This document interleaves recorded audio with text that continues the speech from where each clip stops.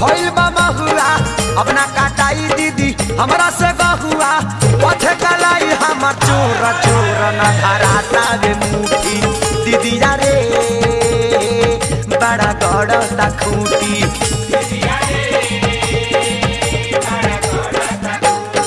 चढ़ल जवानी हमर भइल बा महुआ अपना काटाई दीदी हमरा से गहुआ पथे कलाई हमर चोर चोर न धराता रे मुठी दीदी रे बड़ा गड़ता खूटी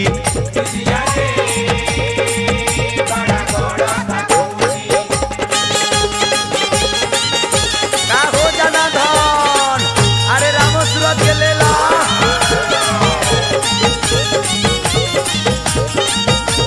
ए छोटू बाबा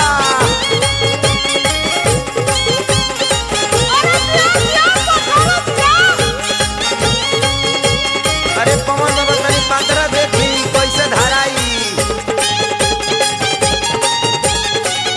अरे दिया हो दिया औ ए जराता चाम घाम लागता बाड़ा देहिया मोलाए मसारा भइल जाता काड़ा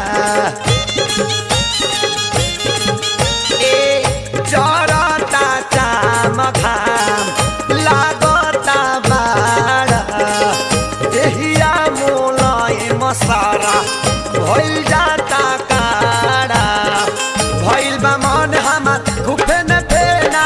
सुखत नइखे हमरा देह के पसेना कुहले बदन हमर तोरे तोरे हम बैठी ना उठी दीदी रे बड़ा बड़ा तकूटी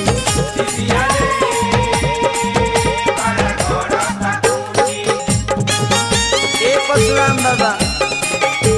पूरा छोड़ी अब चली दिल्ली रघु तनी लैली वैसो भैया के ले ली काहे बेदर्दी तोहरो डर ढेर भइल रहल आजा आजा हाजा खा जोता जोता आउ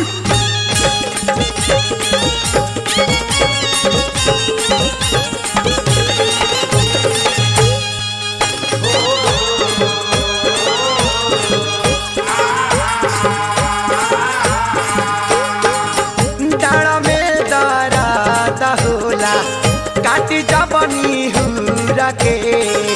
गोड़ाओ में चूहे बाड़ा रहिले सिहुरा के ए डाँड में दरादा होला काटी जबनी हुरा के गोड़ाओ में चूहे बाड़ा रहिले सिहुरा के लारा पुआर भइल जाता मनवा गरम ताव धोको तावे पावनवा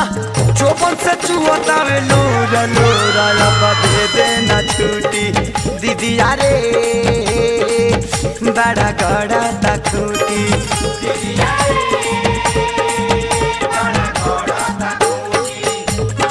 अरे अब कहा जाइए दादा सुस्ती आ गई बा फुर्ती भरिए सर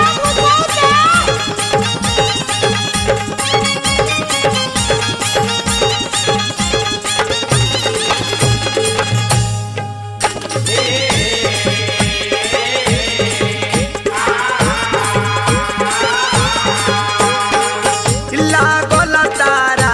सएगो इहे बारे इच्छा महेश खेसारी संगे बैठी बगीचा ए लागल तारा सएगो इहे बाइच्छा महेश खेसारी छाव में बैठी बगीचा लसरा फसल भइल जाता गोदाम में अब नहीं मन हमार लागत काम में करिया हो गइल देह गोरा गोरा बड़ा फेंकता लूटी दीदी रे बड़ा गड़ा खूटी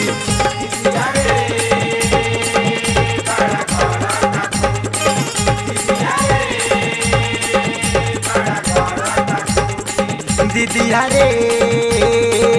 बड़ा गड़ा तखूटी बड़ा गड़ा तखूटी।